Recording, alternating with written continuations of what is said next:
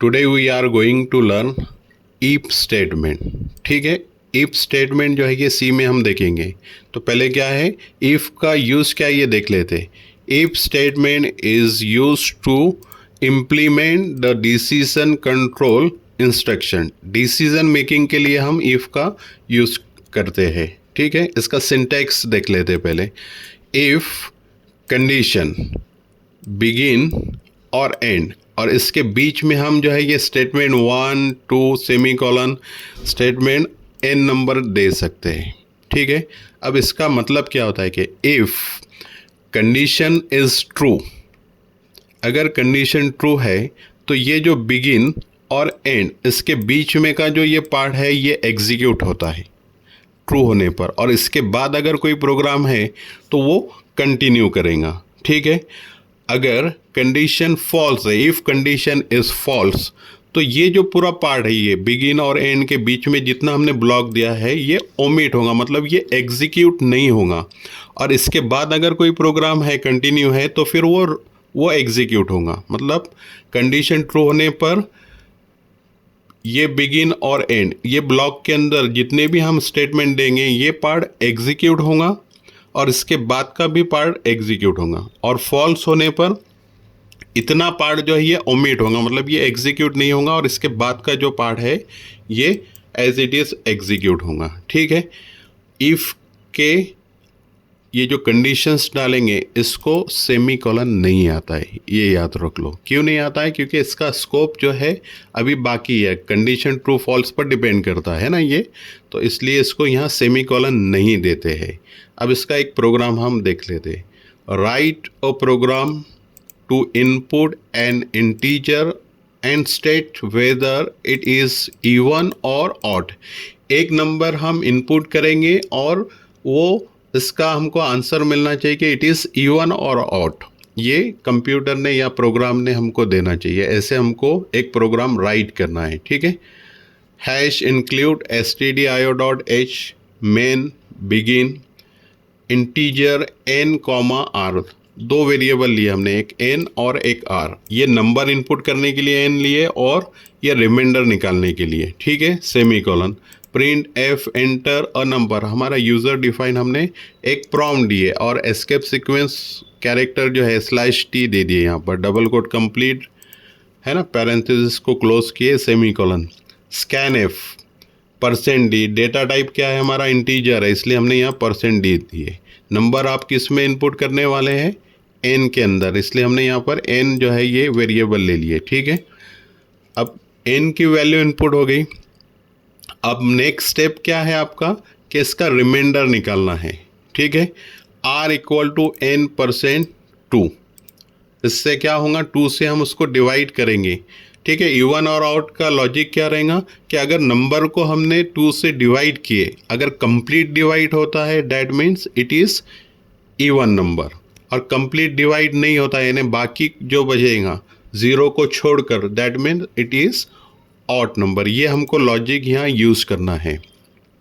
तो देखिए r equal to n%2, 2 से डिवाइड किए हमने, और इसका बैलेंस परसेंट ऑपरेटर का एक्चुअल यूज़ क्या है, it is use to find out reminder और बैलेंस। ठीक है, बैलेंस हमको मिल जाएगा r नाम के वेरिएबल में।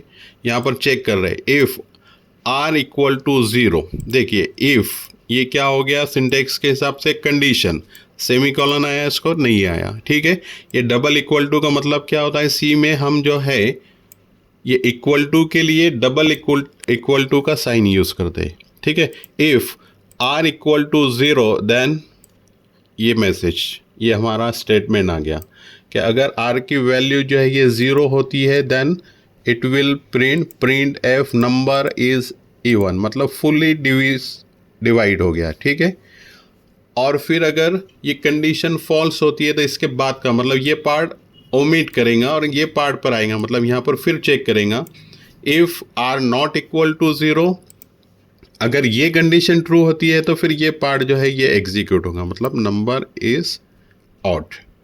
ठीक है, अब इसको हम रन करके देखते हैं तो और हमारा कॉन्सेप्ट जो है ये क्लियर हो जाता है इसके अंदर। देखिए वही प्रोग्राम मैंने यहाँ पर राइट करके रखा हूँ, इसको जब मैं रन करूँगा मैसेज आ गया enter a number. For example मैंने यहाँ पर टाइप किया 4, ठीक है, और एंटर की प्रेस किया। देखिए नंबर इज इवन।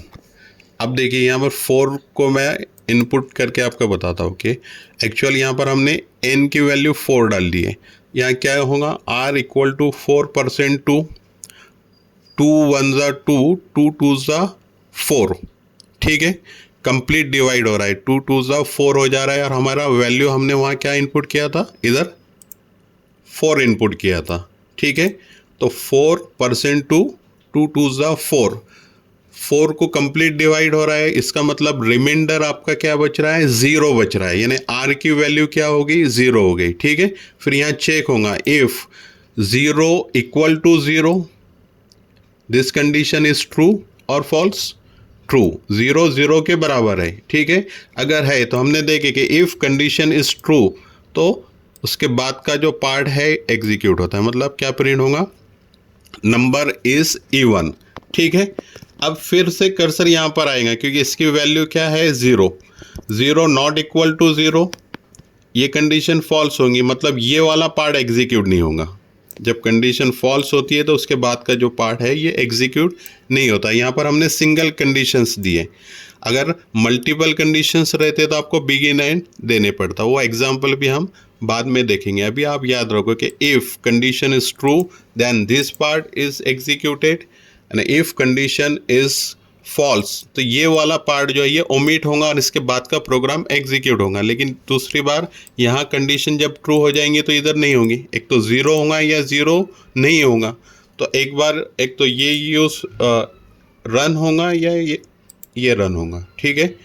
अब दूसरी एक और वैल्यू हम डाल के देखते हैं, इसको फिर से रन करते हैं। सो बस हमने राइट किया यहाँ 3, एंटर किया, देखिए नंबर इज़ ऑड आ गया है ना, 3 इज़ ऑड। अब यहाँ पर पुट अप करेंगे वैल्यू 3% 2। अब 3 को 2 से हम देखो डिवाइड करेंगे, 2 1 ज़ा 2, 2 2 ज़ा 4, 4 जो है ये 3 से ग्रेटर दैन है, ग्रेटर दैन इसलिए हम 4 नहीं ले सकते, मतलब कहाँ तक जा रहा है, मिनिमम 2 1 ज़ा 2, ठीक है।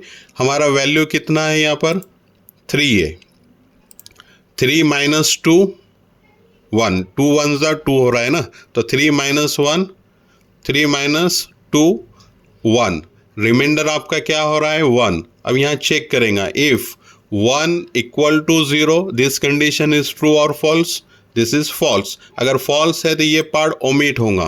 फिर यहाँ चेक करेंगे 1 नॉट इक्वल टू 0, यस, एक जो है ये 0 के बराबर है कि नहीं है, ये कंडीशन ट्रू होंगी, ट्रू होंगी तो आपका मैसेज क्या आ गया वहाँ पर, नंबर इज ऑड, ठीक है। Thank you.